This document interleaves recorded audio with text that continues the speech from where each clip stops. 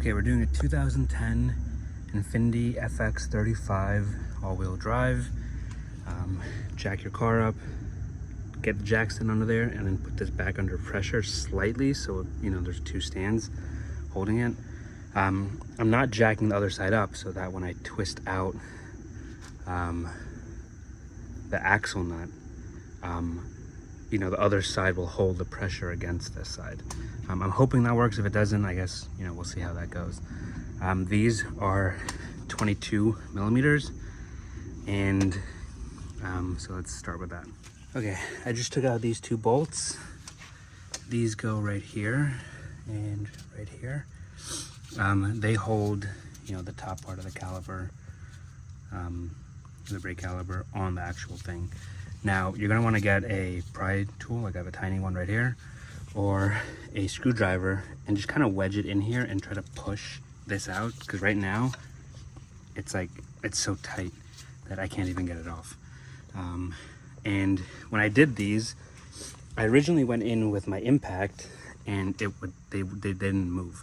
So I had to take out the, you know, the long breaker bar, and I cracked it loose, and then I was able to finish it off with the impact. This bolt, those bolts are 17 millimeters for both of them, and they actually look exactly the same.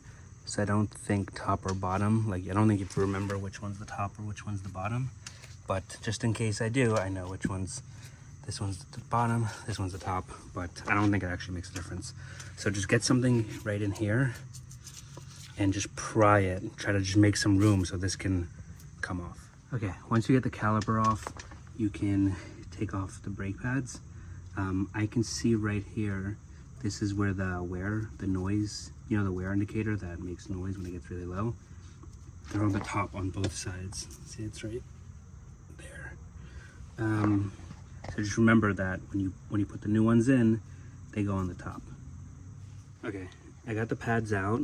Now I see that the top part has this little ear thing that goes on this one's bracket, it looks like.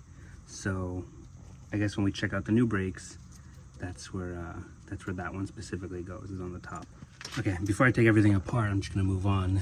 I already loosened these up. They actually came out perfectly with my impact. It's a 22 millimeter, which is, so it's the same as the lug nuts.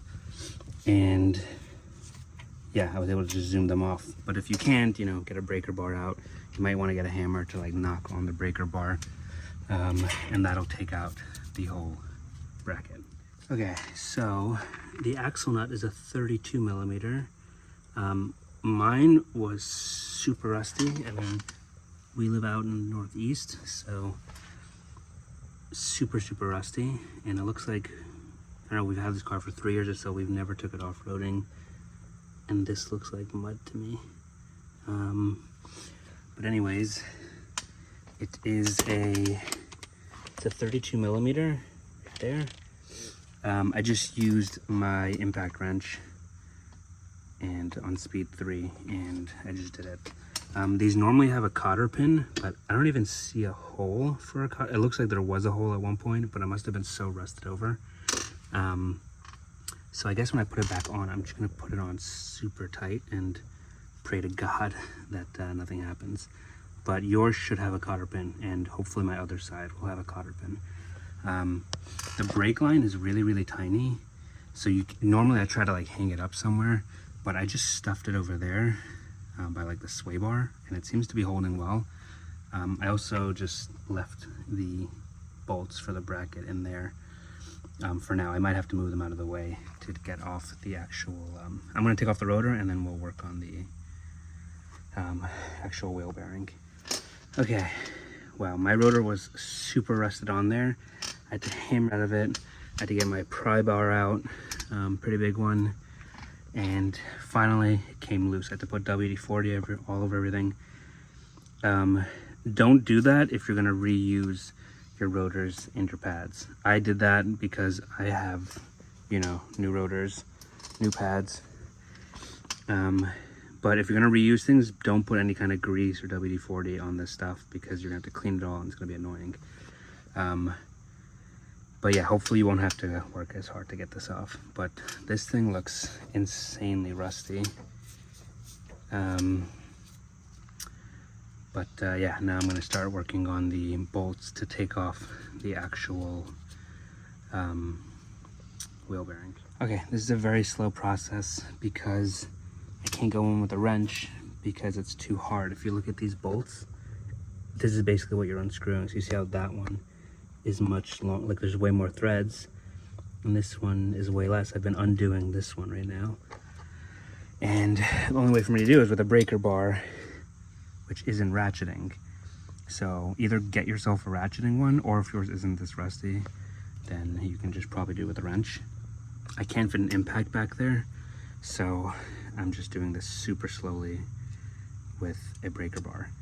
I know they have these new like impact ratchets now, but they're like $300. I didn't think it was worth it. Now I'm kind of regretting it. So if you have the money to spend, buy that or get one of the ratcheting breaker bars. But yeah, I'm working only on one and it's been like 10-20 minutes already, and that's all I've gotten. Yeah, these are super rusty. I'm happy that I'm changing them out, but yeah, just be careful. If you know that your stuff is rusty, or if you live in the Northeast, prepare yourself for a long time of doing this unless you get the nice expensive tools. Yeah, learn from my mistake basically. Okay, that took me like an hour to do, but all the bolts are out. I'm on the front driver's side, and the bottom right side, I was actually able to get my impact in there, so that was actually the easiest one. All the rest of them I wasn't able to, so that took a while. So now I'm just gonna basically take a hammer this to crack, like just hammer the garbage out of this.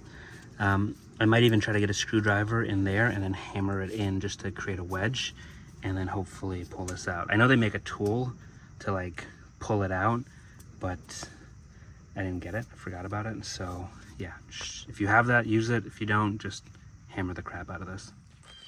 Okay, I finally got it out. Now remember, this shield goes, the way it comes off, make sure to put it on the same way. I basically had to take a bunch of screwdrivers and wedge them in here and here, and then I had a smaller one in here, and until I got enough room to get my big, I used these two pry bars, stuck one here and one here, and then just went as hard as I could until it popped out. As you can see, there's a little bit of a lip, and there's less of a lip behind these, so this is your best leverage point behind these things. But yeah, now we can just finally pull that out. Okay, this is on. Put some anti-seize like right behind where the bolts go and on the inner lip, so like kind of like this on the inside though. Also directionally, you see how there's 1, 2, 3 holes? Make sure that the 2 are this way and 1 is downward, because that right there is where your ABS sensor will go. And on the other side, you know, it'll go on this side, you know, just, you know, on the passenger side. But just make sure that the hole is facing down, because that's where the ABS sensor goes into, and then it reads from there. And then you should just be good to go. Put everything back in, and I'm gonna quickly do the brakes. Okay, for the bolts that hold on, the 4 bolts that hold on the wheel bearing, you're gonna need a torque wrench. I mean, you don't have to, but you probably should. Any torque wrench is fine, and set it to 77 foot-pounds, and just tighten that up, and then you're done with the wheel bearing.